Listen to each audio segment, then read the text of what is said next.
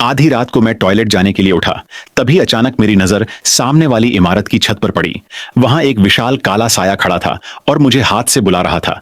मैं अभी सोच ही रहा था कि यह क्या है, तभी मां ने पीछे से मुझे दबोचा और कान में बोली, कुछ मत बोलो। फिर वो धीरे धीरे मुझे खिड़की से पीछे खींचने लगी, लेकिन सामने वाली छत पर वो काला साया अब भी मुझे हाथ से बुला रहा था। दूर से देखने पर लग रहा था कि वो चीज कम से कम 3-4 मीटर ऊंची है। जब तक हम खिड़की से पूरे 2 मीटर दूर नहीं हो गए, मां ने मुझे नहीं छोड़ा। फिर मां दौड़कर बिस्तर के पास गई और पिताजी को जोर जोर से हिलाने लगी। मां, उठो, जल्दी उठो, वो आ गया, वो आ गया। पिताजी, क्या क्या हो गया? कौन आ गया? पिताजी घबराकर खिड़की के पास दौड़े और बाहर देखा, पर कुछ नजर नहीं आया। पिताजी, कहां है? मुझे तो कुछ नहीं दिख रहा। मैं, पापा, मां सच कह रही हैं, मैंने भी देखा था उस चीज को। मां, इतने साल बाद भी वो हमें ढूंढ लाया, नहीं सोचा था। मैं, पापा, मां, वो चीज क्या है?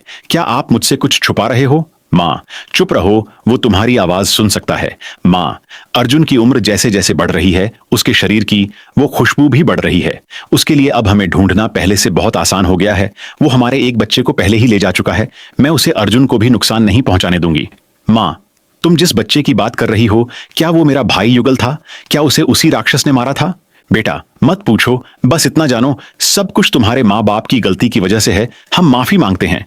जल्दी यह मास्क पहनो, हमें तुरंत घर छोड़ना होगा।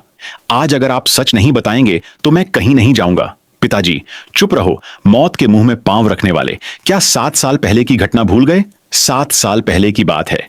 एक रात मैं अपने दोस्तों के साथ धान के खेतों में छुपन छुपाई खेल रहा था।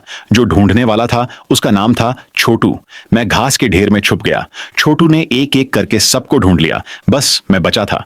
धीरे धीरे रात गहरी होती गई। दूसरे दोस्त थक कर घर चले गए, लेकिन छोटू हार नहीं। मैं अचानक एक भयंकर चीख सुनाई दी। मैं झटके से उठ बैठा और बाहर झांका। छोटू कहीं नहीं था। जमीन पर सिर्फ एक खून का धब्बा था। यह याद आते ही मेरे दिमाग में एक बात कौंधी। उस रात भी मैंने एक काला साया देखा था जो मुझे हाथ से बुला रहा था। पिताजी, तुझे शर्म आनी चाहिए। उस रात मरना तो तुझे था। जल्दी जल्दी हम सबने सामान बांधा और रात को ही गाड़ी में बैठ गए। पिताजी बहुत तेज गाड़ी चला रहे थे। मैं, पापा, इतनी तेज मत चलाओ, मेरा जी मचल रहा है। पिताजी, नहीं रोक सकता, जल्दी ही कोहरा छा जाएगा। हाईवे बंद होने से पहले हमें टोल पार करना होगा। पिताजी तेजी से गाड़ी भगाते रहे। जब हम टोल के पास पहुंचे तो सच में कोहरा उतर आया था। पिताजी ने मजबूरन गाड़ी धीमी की। तभी मैंने देखा गाड़ी के पीछे एक काला साया हमारा पीछा कर रहा था। पिताजी ने भी शीशे में देखा। उनका पूरा शरीर कांप रहा था। मैं, पापा, हम इतनी तेज चल रहे हैं फिर भी वो हमें पकड़ रहा है। पिताजी, नहीं, अभी तेज नहीं चल रहे, सब बैठ जाओ, अब पापा इसे धूल चटा देंगे। मैं, पापा, मुझे डर लग रहा है। बेटा, डर मत, तुम्हारे बाप ने कभी सोन पहाड़ी के चैंपियन ड्राइवर के जूते पॉलिश किए हैं, बस भरोसा रखो। पिताजी ने स्टीयरिंग को मजबूती से पकड़ा और एक जोरदार चीख के साथ एक्सेलरेटर दबा दिया। हम कोहरे को चीरते हुए हाईवे पर चढ़ गए। स्पीडोमीटर 110 किलोमीटर पर था। टायर जलने की महक आ रही थी और पीछे वो साया पिछड़ गया। मैं, पापा, क्या हमने उसे छोड़ दिया? पिताजी, हाँ, छोड़ दिया, लेकिन वो दोबारा आएगा, सावधान रहना होगा। पिताजी घंटों हाईवे पर चलाते रहे। एक सर्विस स्टेशन पर रुके। पिताजी ने उतरकर चारों तरफ नजर दौड़ाई, कुछ नहीं था। तब जाकर उन्होंने राहत की सांस ली। हम तीनों ने कुछ खाया और बेंच पर ही झपकी ले ली। सुबह जब नींद खुली, उजाला हो चुका था। हम निकलने की तैयारी करने लगे। तभी मुझे मां कहीं नजर नहीं आई। पिताजी, बेटा, तुम्हारी मां कहां गई? तुमने देखा? मैं, पापा, वो वहां हैं। पिताजी और मैंने उधर देखा। मां जैसे पागल हो गई हों, एक बड़े ट्रक के पहियों के नीचे घुसने की कोशिश कर रही थीं। पिताजी दौड़े और उनकी बांह पकड़कर खींचने लगे, पर मां की ताकत अजीब तरह से बढ़ गई थी। वो झटकती जा रही थीं। तभी ट्रक का ड्राइवर आ गया। ड्राइवर, ए औरत, क्या कर रही हो? मरना है तो कहीं और जाओ, मेरा ट्रक मत गंदा करो। ड्राइवर गाली देता रहा। फिर एक बार उसने मां का चेहरा देखा और डर कर भाग खड़ा हुआ। मां को हम बाहर तो खींच लाए थे, पर उनकी आंखें पूरी सफेद हो गई थीं और शरीर लगातार कांप रहा था। पिताजी, बेटा, जल्दी पानी ला। पिताजी मां की नाक के बीच का हिस्सा दबाते रहे। हम दोनों की मेहनत रंग लाई और मां वापस होश में आई। मां, मुझे लगा मैंने अपनी परदादी को देखा, मुझे क्या हो गया था? पिताजी, तुम अचानक बेहोश होकर गिर गई थीं, यह उसी का काम है। दिन में भी यह सब करने लगा। यह पहले से ज्यादा ताकतवर हो गया है। यहां रुकना ठीक नहीं, चलो। मैंने मां को सहारा देकर गाड़ी में बिठाया। पिताजी ने नेविगेशन चालू किया। मंजिल थी शांतिपुर आश्रम। मां, क्या तुम पागल हो? आखिरी मजबूरी के बिना शांतिनाथ गुरुजी के पास जाना नहीं चाहिए था। पिताजी, यही तो आखिरी मजबूरी है, अब हम बच नहीं सकते। शांतिपुर आश्रम जाना ही होगा, तभी अर्जुन की जान बचेगी। क्या तुम चाहती हो कि वो भी युगल की तरह? मैं, पापा, मां, वो चीज क्या है? हमने उसे कैसे नाराज किया? शांतिपुर पहुंचने पर बताओगे? वहां पहुंचकर सब पता चलेगा।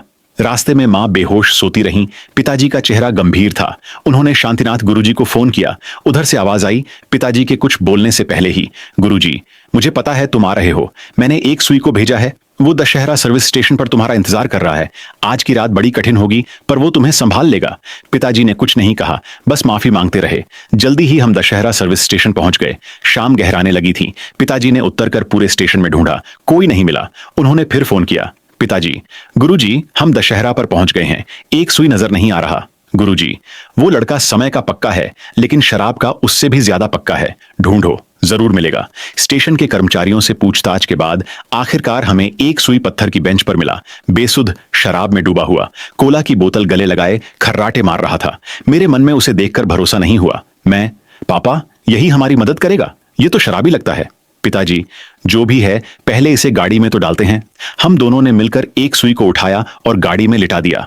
वो खर्राटे मारता रहा। रास्ते में कोहरा बढ़ता गया। तभी खिड़की के बाहर से एक भयंकर रोने की आवाज आई, जैसे शीशा तोड़ देगी। मैंने घबराकर एक सुई को हिलाया। मैं, उठो उठो, तुम हमारी मदद करने आए हो ना? एक सुई ने करवट ली और सपने में बड़बड़ाया, अभी नहीं, सोने दो। पिताजी, कंपती आवाज में, वो आ गया। वो सच में आ गया। बाहर की आवाज और तेज होती जा रही थी। मेरे दिमाग में जैसे हजारों कीड़े रेंग रहे थे। हड्डियां तक दर्द कर रही थीं। मैंने दांत पीसे और सिर दोनों हाथों से दबा लिया। तभी नजर पड़ी, मां ने अपने बैग से एक कांच तोड़ने वाला हथौड़ा निकाला था और अपने ही सिर पर मारने को हुई। उसी पल एक सुई ने पलटी ली और नींद में ही बड़े रौब से चिल्लाया, एक सुई, बकवास बंद करो, देखते नहीं सो रहा हूं। हम सब चौंक गए, पर अजीब बात, उसकी एक आवाज से बाहर का शोर एकदम बंद हो गया। मां भी होश में आ गई। गाड़ी फिर शांति से चलने लगी। थोड़ी देर बाद पिताजी ने पूछा, पिताजी, बेटा, बाहर कोई गाड़ी है? मैं, हाँ पापा, अभी एक वैन हमसे आगे निकली। पिताजी, मुझे कुछ नजर नहीं आ रहा। मैं आगे बैठ गया। सच में मुझे भी कोई गाड़ी नहीं दिखी। दोनों को कुछ नहीं दिख रहा था। यह खतरनाक था। हम घबराए। तभी एक सुई हिला। अध सोया अध जागा। उसने मेरी कमीज खींची। मुझे गुस्सा आया। मैंने उसे एक जोरदार थप्पड़ लगाया। वो पिछली सीट पर झुक गया और नींद में बड़बड़ाया, एक सुई, इस लड़के की कमीज उतारो, नीचे फेंक दो, इससे यह धोखा जाल टूट जाएगा। मैंने जल्दी से अपनी कमीज उतारी और मां को दी। एक सुई, आंखें बंद, जाओ नीचे रख कर आ जाओ, जो भी दिखे अनदेखा करना। मां गाड़ी से उतरी, कपड़ा रखा, वापस आई, पर उनका चेहरा एकदम खाली था। आंखों में आंसू थे। पिताजी, रख आई। मां ने सिर हिलाया, पर बोल नहीं पाई। पिताजी ने चाबी घुमाई। गाड़ी स्टार्ट करने लगे। मां एकदम से हाथ पकड़ते हुए, रुको, गाड़ी मत चलाओ। पिताजी, क्यों, क्या हुआ सुमित्रा? मां, युगल, युगल गाड़ी के नीचे है। पिताजी, युगल जा चुका है, जो नीचे है वो युगल नहीं है, होश में आओ। मां रोने लगी। पिताजी की बांह पकड़ी, जाने नहीं दे रही थीं। तभी धड़ धड़ धड़, दरवाजों पर दस्तक। 1, 5, 10 बढ़ती गई, जैसे सैकड़ों हाथ एक साथ शीशे पर पीट रहे हों। मां पागल हो गईं, स्टीयरिंग छीनने लगीं। मां, युगल है, वो बाहर है, सुनाई नहीं देता, तुम उसे कुचलोगे। बाहर दस्तकें और तेज होती जा रही थीं। तभी एक सुई ने करवट बदली। उसकी जेब से एक माला बाहर आई। एक सुई बड़बड़ाते हुए, वो औरत बड़ी परेशान करती है, उसके गले में यह माला डाल दो। मैंने माला उठाई और मां के गले में डाल दी। मां तुरंत शांत हो गईं। बाहर की चीज अब पूरी ताकत से खिड़की पीट रही थी। बुलेट प्रूफ शीशा भी कांप रहा था। पिताजी, गाड़ी चलाओ जल्दी। मैं, चलाओ जल्दी। एक सुई ने नींद में ही कहा, एक सुई, अर्जुन, थोड़ा दर्द होगा, सह लेना। मुझे पल भर के लिए समझ नहीं आया, फिर आया। पिताजी ने एक्सेलरेटर दबाया। गाड़ी भागी। पहियों के नीचे से कुछ टूटने की आवाज आई, जैसे हड्डियां चटक रही हों। उसी पल मेरे पूरे शरीर में जैसे आग लग गई। हाथ पांव सब जलने लगे, जैसे कुछ कुचल दिया गया हो। मैंने दांत भींचे और पिछली सीट पर पसर गया। पसीने से शीट भीग गई। पिताजी, मैं देख सकता हूं, मुझे दिख रहा है। पिताजी ने राहत की सांस ली और गाड़ी और तेज कर दी। मैंने आंखें बंद कर लीं और बेहोश हो गया। जब होश आया तो हमारी गाड़ी को विशाल बत्तखों ने घेर रखा था। वो तेज तेज चोंचे मार रहे थे शीशे पर। मैं, बाहर कितनी बत्तखें हैं? पिताजी, ये साधारण बत्तखें नहीं हैं, ये चीखी बत्तखें हैं। चारों तरफ शीशे पर, दरवाजों पर तेज नाखून और चोंचें। आगे का शीशा दरकने लगा। मैंने फिर एक सुई को हिलाया। एक सुई, आंखें बंद, शोर मत मचाओ, सो रहा हूं। तभी धड़ाम, छत पर कुछ कूदा। वो राक्षस था। उसके पैरों से पूरी गाड़ी हिल गई। यह धक्का एक सुई को भी लगा। एक सुई की आंखें खुल गईं। उसने जेब से एक मुट्ठी भर सुइयां निकाली और सीधे छत पर दाग दी। राक्षस चीखते हुए नीचे लुढ़का। पिताजी, रास्ता मिला, भागो। गाड़ी पूरी रफ्तार से निकल गई। मैंने पीछे देखा, एक विशालकाय बत्तख जैसा राक्षस खेतों में खड़ा था। हमारा पीछा करने की कोशिश कर रहा था, पर उसकी एक टांग काम नहीं कर रही थी। वो लड़खड़ा रहा था। धीरे धीरे वो कोहरे में ओझल हो गया। एक सुई मुंह पहुंचते हुए, एक दिन में बस उसकी एक टांग तोड़ पाया। मैं, उसकी टांग तुमने तोड़ी? एक सुई, अरे नहीं तो क्या उसने खुद तोड़ी? और सुन, तूने मुझे जो थप्पड़ मारा ना, उसी की वजह से मेरा निशाना चूका, वरना पहले ही काम तमाम हो जाता। थप्पड़ की बात याद करके मुझे कुछ सूझ नहीं रहा था। एक सुई, पीछे देखते हुए, यह जीव धरती पर 1.5 करोड़ साल से रह रहा है। कुछ तो इतने चालाक हो गए हैं कि इंसानों जैसी सोच रखते हैं, और बदले की भावना भी। तुम लोगों ने ऐसे जीव को कैसे नाराज किया? पिताजी ने सारी बात बताई। अकाल के दिनों में खाने को कुछ नहीं था। पिताजी और माँ बहुत भूखे थे। उन्होंने एक मोटी तगड़ी बत्तख पकड़ी। उसे साफ करने के बाद पता चला उस बत्तख के नीचे 4 बच्चे थे। दिल पर पत्थर रखकर जीने के लिए उन्होंने सब खा लिया। उसके बाद माँ को पता चला कि वो 2 महीने की गर्भवती हैं। जुड़वां बच्चे थे। पूरी गर्भावस्था बहुत कठिन रही। एक बड़े संत ने बताया था, गर्भ में 2 बच्चों के साथ एक अजीब साया भी है। जैसे जैसे बच्चे बड़े होंगे, वो साया भी बड़ा होगा।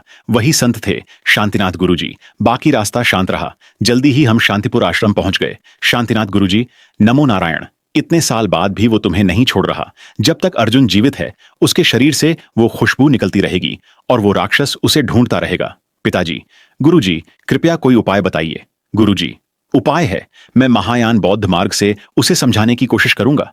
तभी आकाश में एक जोरदार धमाका हुआ। जमीन हिल गई, धूल उड़ी, और धूल के बीच से निकला एक 8 फुट लंबा विशाल बत्तख राजा। एक टांग लड़खड़ा रही थी, आंखों में आग थी, गर्दन अकड़ी हुई थी। बत्तख राजा दांत पीसते हुए, तुम लोगों ने जो मेरी पत्नी और बच्चों को मारा, आज उसका हिसाब होगा। आज खून का बदला खून से लूंगा। गुरुजी, शांत स्वर में, तुमने इतने वर्षों में साधना करके मानव रूप प्राप्त किया, यह बड़ी बात है। अब क्षमा करो, जाने दो। बत्तख राजा, चुप रह ढोंगी, पहले तुझे मारूंगा फिर इन्हें। गुरुजी, मैंने महायान बौद्ध धर्म की शिक्षा से उसके मन को शुद्ध कर दिया है। अब वो एक निर्दोष छोटी सी बत्तख है। अर्जुन, तुम सुरक्षित हो।